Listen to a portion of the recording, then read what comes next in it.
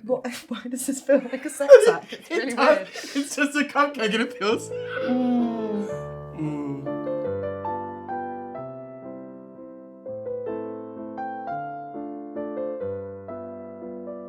Welcome to In Love with Otamere, and today's guest is baseball cap connoisseur, author, and Queen Lesbian of London, Amelia Abraham. Thank you for having me, Taryn. Thank you for coming. What an introduction. What an introduction. You are Queen Lesbian of London, though. I'll take it. That is just the tea. So, you have written this incredible book called Queer Intentions, A Personal Journey Through LGBTQ Culture. So, this book effectively begins with you experiencing a major heartbreak and then setting off around the world to find queer community. Do you want to tell us a bit about that? Yeah, I mean, I wrote it after an absolutely savage breakup. I met a girl on Tinder and we fell in love, and the catch was that she lived in Iceland. So basically, I was travelling back and forth from Iceland, hanging out with her, and then we decided that it would be easier if I moved to Iceland. But in the weeks running up to the move, things started to go a bit wrong in the relationship, and I started to get the feeling that actually maybe it was all a bit much and she didn't quite want me to come. So I went anyway. Because that's what you do. You're in for a penny, in for a pounding. Yeah, exactly, yeah. But I was like, I've already quit my job. I've already moved out my flat and I've already told everyone I'm moving to Iceland, so I might as well go. And when I got there, the relationship was basically already over. So I stayed for a stunning 10 days. The 10 days I lived in Iceland. And you'd uprooted your entire life, bearing in mind? Yeah. Okay. And then I came back and was like really heartbroken and sort of had destroyed my whole life in order to do this. So I was like, what shall I do now? And I decided to write a book because success is the best revenge. Success is the best revenge. The actual serious real reason why I wrote the book is because that relationship made me think quite a lot about what I want in life, and it was sort of, despite joking about it, actually quite a serious relationship, and it was the first time that I ever thought about getting married or having kids, and actually like spending my life with someone.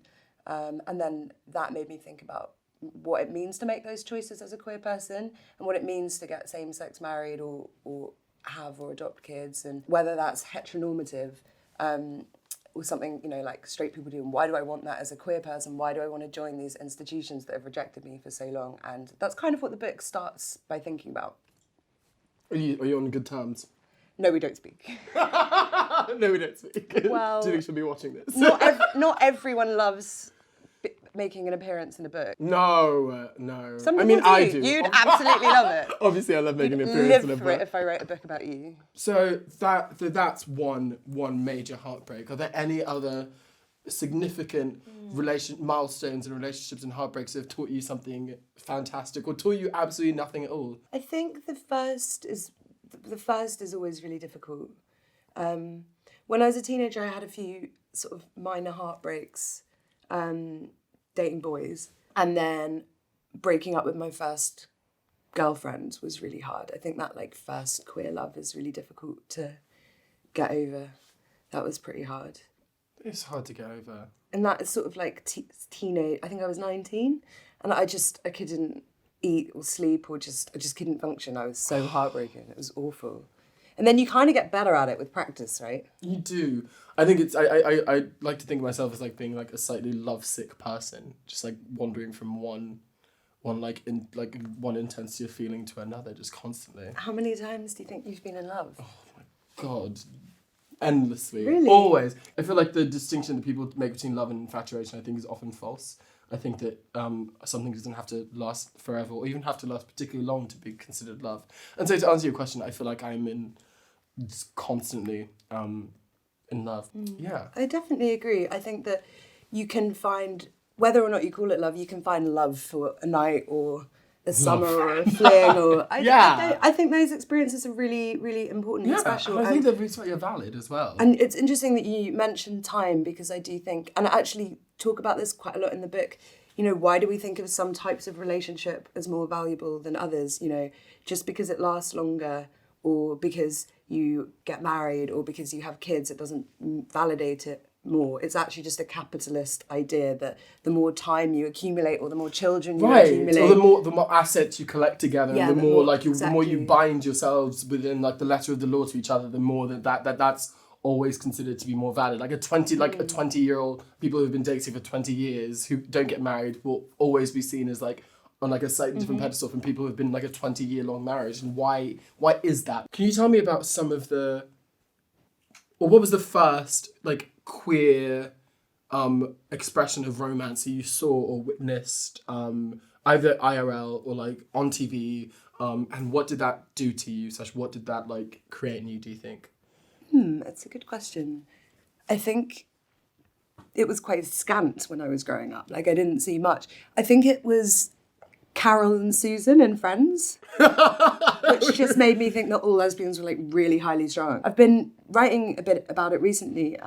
Like now kids' TV shows have like lesbian kisses on like CBBC, Right. and like there's like a trans kids' TV show. And I guess we just didn't have that, and we didn't have Instagram. I'm really showing my age here. There wasn't really anything. I don't really remember thinking like, oh, am I gay when I was like a young teenager?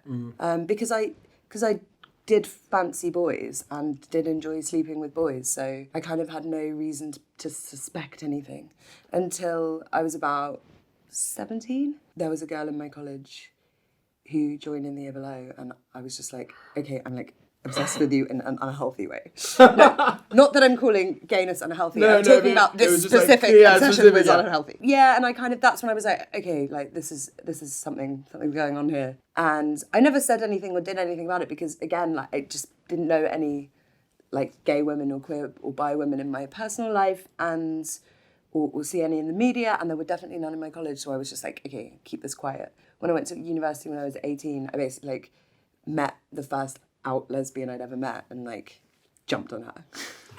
And that was my first girlfriend.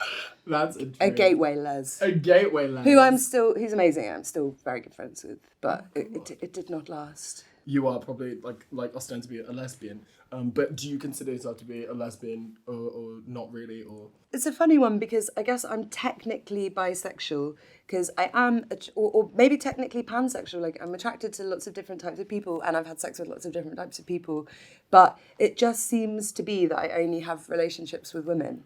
What has this very wonderful book, the process of writing it, what has it taught you about love and queer love and about yourself? Yeah, I mean, I guess as I've said, I was really heartbroken when I started writing it, and I was thinking about all these questions like, what do I want to do with my life? Do I want to get married? Do I want to have kids? And then it sort of departs from that, and I travel to all these different countries and meet queer people and look at different issues affecting the queer community. I think across the book I interview about 30 different queer people, you know. There's a Muslim, Serbian, trans woman, there's an African-American drag queen in LA, there's so many different types of queer people. And I guess what I learned about queer love was that I was going to all these places and I didn't really know anyone, and I was just like finding people to talk to, and everybody sort of welcomed me into their life. You.